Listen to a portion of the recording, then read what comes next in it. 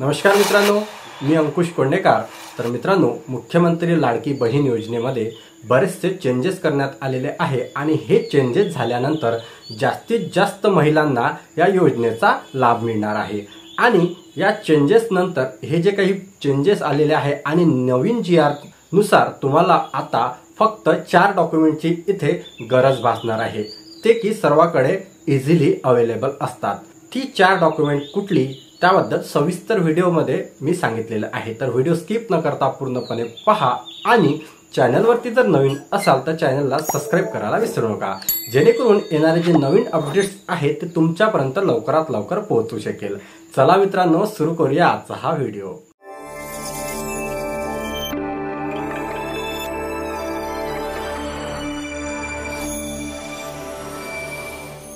पहिले डॉक्युमेंट आहे मित्रांनो, ते आहे आधार कार्ड। प्रत्येक महिलेकडे त्यांचं स्वतःचं आधार कार्ड असतं, तर ते तुम्हाला इथे लागणार आहे। त्यानंतरचं डॉक्युमेंट आहे ते आहे बँक पासबुक। तुमच्याकडे एक तुमचा बँक अकाउंट असायला पाहिजे आणि त्याला तुमचं जे आधार कार्ड आहे ते लिंक सुद्धा असायला पाहिजे।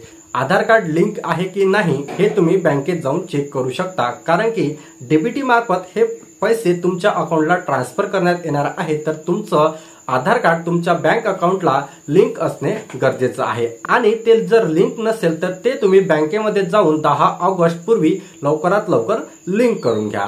त्यानंतरचं महत्त्वाचं म्हणजे ज्या महिलांकडे बँक अकाउंट नसेल तर त्यांनी ते पोस्ट बँकमध्ये त्यांचं अकाउंट जे आहे ते ओपन करा, जेणेकरून तुमचं जे नवीन अकाउंट तुम्ही काढणार आहात ते तुमच्या आधार कार्डला डायरेक्टली लिंक होऊन जाणार। त्यानंतरचं जे डॉक्युमेंट होतं जे की आवश्यक होतं ते होतं डोमिसाइल सर्टिफिकेट। आता यामध्ये बरेचसे ऑप्शन देण्यात आलेले आहे। तुमच्याकडे जर डोमिसाइल सर्टिफिकेट नसेल तर तुम्ही इथे तुमचं जन्म प्रमाणपत्र देऊ शकता।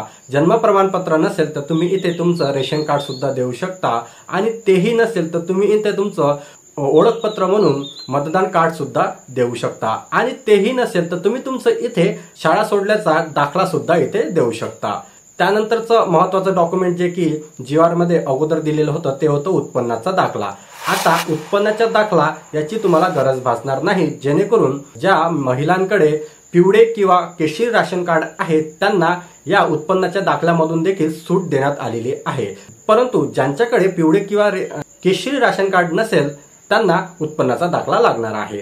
त्यानंतरचं डॉक्युमेंट आहे ज्या महिला अदर राज्यातून आपल्या महाराष्ट्रात लग्न करून आलेल्या आहात अशा महिलांकरता हे डॉक्युमेंट लागणार आहे, किंवा ज्या महिला अदर राज्यामधून महाराष्ट्रामध्ये आलेले आहेत त्यांच्याकरता हे डॉक्युमेंट लागणार आहे। तर त्यांच्याकरता त्यांच्या पतीचे नावे डोमिसाइल सर्टिफिकेट जे आहे ते लागणार आहे आणि ते त्यांच्या नावे नसेल तर त्यांचं जन्म प्रमाणपत्र किंवा शाळा सोडल्याचा दाखला, यापैकी या 3 डॉक्युमेंट पैकी कुठलंही एक डॉक्युमेंट तुम्हाला या योजनेकरता लागणार आहे। ज्या महिला अदर राज्यामधून आपल्या महाराष्ट्रामध्ये आलेल्या आहेत त्या महिलांकरता हे शेवटचं डॉक्युमेंट होतं।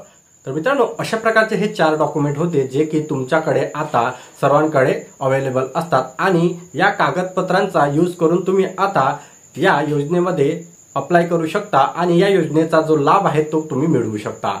तर अशाच प्रकारचे जे अपडेट्स आहेत आपल्या चॅनलवरती येत राहतात, तर चॅनलला अजून देखील सबस्क्राइब केलेलं नसेल तर चॅनलला सबस्क्राइब करायला विसरू नका, जेणेकरून अशाच प्रकारचे नवीन व्हिडिओ मी तुमच्यापर्यंत लवकरात लवकर पोहोचू शकेल। चला भेटूया नवीन व्हिडिओमध्ये।